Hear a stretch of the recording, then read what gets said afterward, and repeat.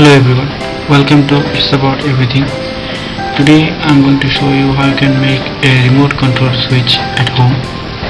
Now here you can see I have already made a prototype in this breadboard, and you can see there are two ICs here. One is larger one is in here and the other one, the smaller one, in here. The larger one is the 4017 IC and the smaller one is the 555 IC. And the 555 IC here acts as a monostable vibrator, and the larger one is a decade counter actually, but here acts as a flip-flop. Here you can see a 5-volt regulator. This supplies power to the 4017 IC and the 555 IC. Now here you can see I have connected 3 LEDs just for demonstration purpose, and there is another LED here which is white LED. It shows the output of the 555 IC. Here you can see the infrared receiver, and I have attached here a variable resistance to actually tune the reception of the infrared receiver, and a capacitor to regulate the voltage. Now it's a very simple circuit. I will show you the schematic at the end of this video. Now here you can see I'm connecting the battery with it, and as soon as I connect it,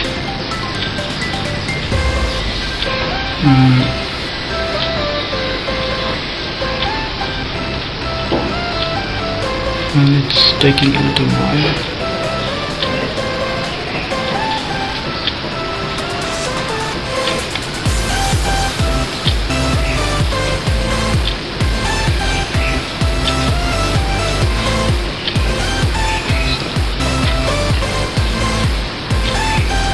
Now you can see this green LED is glowing, and here is the remote control. It's a standard TV remote control, and now you can see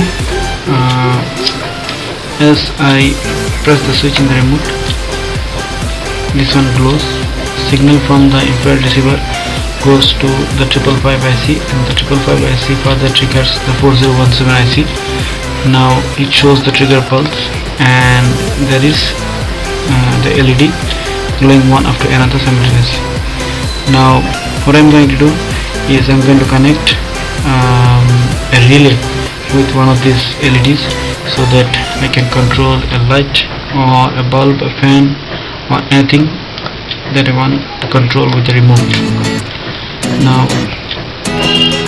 why do I even need a 555 IC? Because I have seen a lot of other circuits that uses only the 4017 IC and functions very nicely. That's because first you're going to need an infrared sensor that operates, that is compatible with the 4017 IC. For example, I'm using here 1838.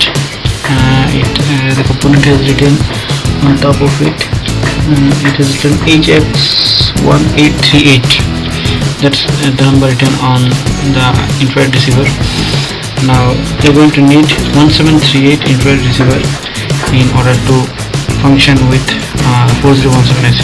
Then you're not going to need the 555 IC. And second thing is the 555 IC. What it does is, you can see, I don't know if you can see in the camera or not, that it's not showing here actually, but the LED on top of the infrared transmitter or the remote, it actually constantly blinks, and if it keeps on blinking, then the light will the LED will constantly switch, and it will keep on glowing and it won't stop. So in order to make the signal more stable, the monostable circuit is used, and the capacitor in the 555 IC actually controls signal duration, and the white LED glowing time actually shows the duration of the signal. So if I keep and press the switch constantly, you will see it works according to the output of the 555 IC, and it switches one after another. Plus if I press one button, 2-3 times, it will only work once, because once the 555 IC is triggered, it won't get triggered further with multiple trigger, and as the LED is glowing multiple times, so once it's glown, once it sends the signal to the receiver, it glows, and then after the second signal glows, it doesn't work, because it is working for a particular duration of time due to this capacitor on top of it. Now you can see I'm clicking 3 times here, I'm clicking the switch, you can see, but it works only once. You can see it is working only once, just because the duration of the signal is about 0.8 seconds, and during the 0.8 second multiple trigger won't have any effect on the output signal. So this is how it works. I'm going to show you the schematic of this circuit at the end of this video, and in the next video I'm going to make a PCB, and I'm going to use it with a relay. I'm going to control 250 volt and to control a fan or a light. I'm going to use it, so stay tuned, and thanks for watching. Okay guys, here is the circuit schematic that I was talking about. Here you can see all the major components: the CD4017 IC, the NE555 IC, the infrared receiver, and the 4A7805 regulator IC.